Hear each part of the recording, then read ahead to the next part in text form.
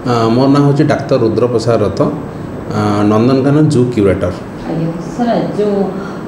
International tigers day जो नंदनकानन आज पालन कौन कह सर? देखो प्रत्येक वर्ष भली वर्तमान जोटा कि आमर 29 जुलाई तारीख में आमर अंतर्जातीय व्याघ्र दिवस पालन कराए। तो नंदनकानन आज आम पालन कर यार गोटे आरंभ होता है जो आम 2010 मसीह जो आम बाघ संख्या विश्व में 3000 रु कम जाता से आम गोटे सेंट पीटर्सबर्ग गोटे रशियन समिट होता जो थी कि 7टी पार्टिसिपेटिंग राज्य माने देश जोटा कि आम रशिया, इंडिया, नेपाल, भूटान, बांग्लादेश एमाने पार्टिसिपेट करी डिसाइड करते 29 जुलाई को आम व्याघ्र दिवस भाव पालन करा एवं नंदनकानन में आम 2016 मसीह प्रत्येक वर्ष 29 जुलाई आम व्याघ्र दिवस पालन करा आज सेलिब्रेशन रे आमर प्रथम थिला आमर जो जू वॉलंटियर्स माने अच्छा नंदनकानन से माने गोटे नाटकीय ढंग गोटे स्क्रिप्ट प्रदर्शन करते जो थी कि विभिन्न स्कूल आसथिबा स्कूल पिला माननकु बाघर संरक्षण एवं बाघर विभिन्न उपकारिता विषय परिवेश किमिति संतुलित करुचंदी से विषय से माने सचेतनता करथिले। ताहा परे परे हमर स्कूल पिला मानकर गोटे क्विज प्रतियोगिता मध्ये होइतला जोठे कि सेमानको बाघर संरक्षण उपरे विभिन्न प्रकार प्रश्न पचारि जो माने कृति छात्र छात्री मानक आमे पुरस्कार मध्ये करथिलु। नेक्स्ट आमर थिला गोटे सिग्नेचर कैंपेन जोटा कि ऑल पार्टिसिपेंट माने सेमानकर सिग्नेचर करथिले जे एवं सेमाने शपथ करथिले जे आमे बाघर संरक्षण को आगे की नहीं जाई परिबा एवं आमर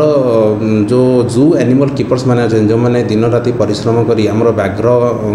प्रजनन हो कि संरक्षण हो तांकर बहुत अंशग्रहण करथिले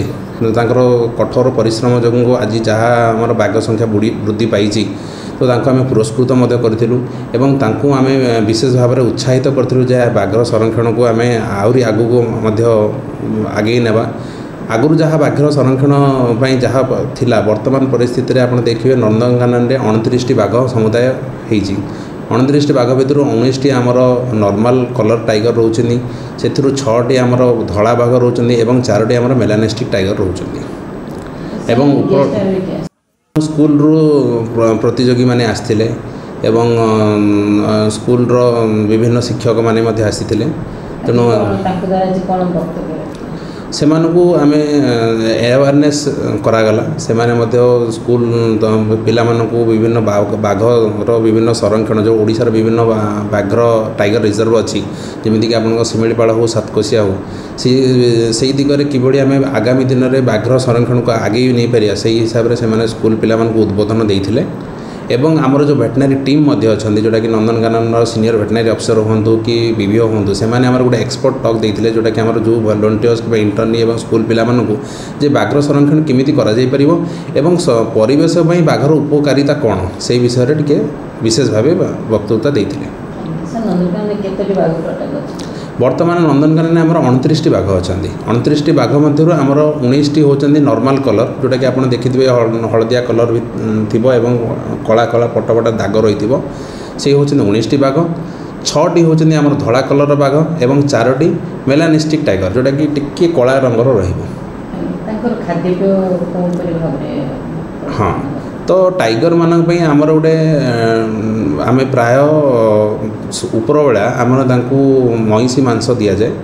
तो मईसी मांस पई आमर सब टेंडर प्रक्रिया रे कराही तो मईसी मांस ही तांकु उपरला दि जाए एक्सेप्ट मंडे।